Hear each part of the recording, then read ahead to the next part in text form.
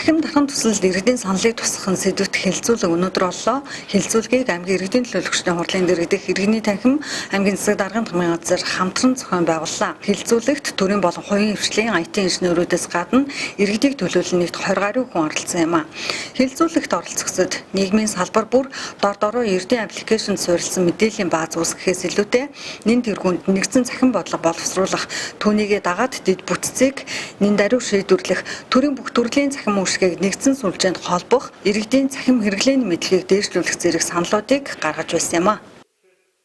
Дэд бүтцгүй жиж ингээд нэг одоо юу гэдэг аппликейшн ч юм уу нэг хэсэг датабаз хөгжүүлэлт дээр тэрийг цахим гэж яриад их юм. Энэ асуудлаар нэг тийш шийдсэн дээр баха. Яагаад тэр үндсэн сүлжээгээ бэлдээгүй жиж дараачийн энэ хүү одоо нэгсний 2 дугаар түвшний асуудал руугаа орж байгаа нь бол бас нэлээд буруу гэж миний хувьд хараад байгаа. Тэгэхээр зэрэг үндсэн сүлжээ юу бэлтгэхийг яриад байна гэхээр зэрэг бүх одоо албан газруудад бүгд өөрсдийн гэсэн тэрхүү харилцаа холбооны сүлжээгээ зав бэлтжмээр байна. Тэгэхгүй бол бүгдийг Wi-Fi ч юм уу эсвэл тэр 3G 4G дээр тавьж одоо шийдээд байгаа нь өөрөө энэ ч өөрөө шийдэл биш шүү дээ. Тэр нэг төрийн албан хаагчийн тэр нэг цахим үнэлэх энэ бол хэн ч хэрэггүй. Тэр бол юм их тийм чухал асуудал биш. За дараагийн асуудал болохоор гэр хорооллыг тэр чигээр нь моноксид буюу энэ галын тохиолдолд заавал болгомоор байгаа. Тэрний юу гэхээр одоо жишээ нэг айлын гэр шатлаа гэхэд тэрний тохиолдол заавал онцгойд очих гэсэн байхгүй. Тиймэрхүү зүйлүүдийг л одоо бид нар шийдэж тэр цахим дархан гэдэг зүйлийг чи эхлүүлэхээс биш зүгээр нэг хэдэн мэдээллийн бааз бүрдүүлэлтээр цахим дарах эхлэхгүй. Бид нар одоо аймгийн мэдээлэл харилцаа холбооны тэгж хүртээмжтэй байдлыг хангахын тулд гэр хорооллын бус алслагдсан одоо бусад амьдарч байгаа аж ахуйн нэгж байгууллага иргэдийн харилцаа холбооны хүртээмжийг бий болгохыг энэ одоо цахим дархан төслөөр нэлээд сайн анхаарал хандуулаасаа гэж бас хүсэж байна.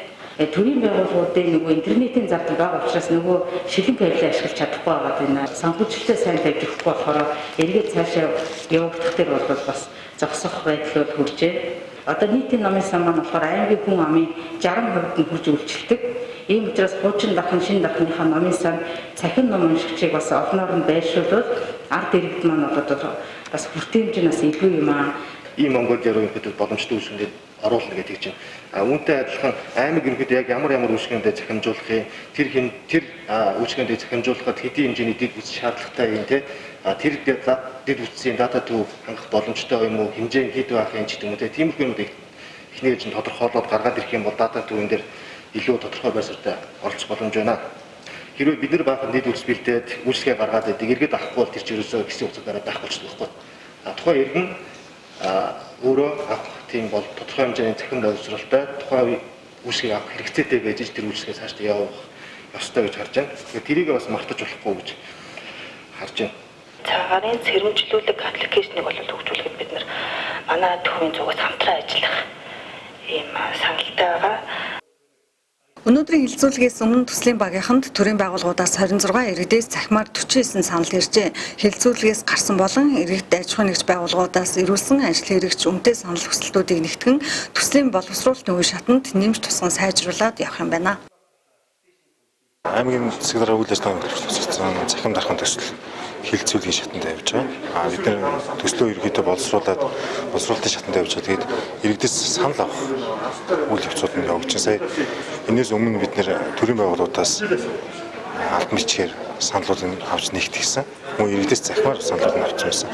За мөн бид нэр өмнө хэрэгжсэн ухаалаг дарах аймгийн дэд хөтөлбөрөөр иргэн сөхөж түүндээ тусагтаад дутуу орхигдсон ажлууд цаашгүй шаардлагатай нэмэх ажлуудыг тэрийг саналууд авч сая хэлэлцүүлгийн үеэр бас маад салбарын мэдээлэл технологийн салбарын инженерүүд ирж саналуудаа төвшүүлж байна. Энд нь одоо дэд бүтцийн тал дээр анхаарах, дэд бүтцээ илүү төрүүлж явуулаад дараа дараагийн платформуд дээр суурьудаа хойш нь явуулах ч юм уу тиймэрхүү байдлаар саналууд ирсэн. Бид нар энэ бүх ирсэн саналуудыг бүгдийг тусгаад энэ төсөлтөөр тусгаад төслөө цааш нь боловсруулах. Ер нь цахим дархан төсөл маань яг боловсруулалтын шатанд явж гин гэдэг маань иргэд та бүгд гэсэн саналаа энэ төсөл тусах боломж нь нэгдэлтэй байгаа гэдгээр давуу талтай.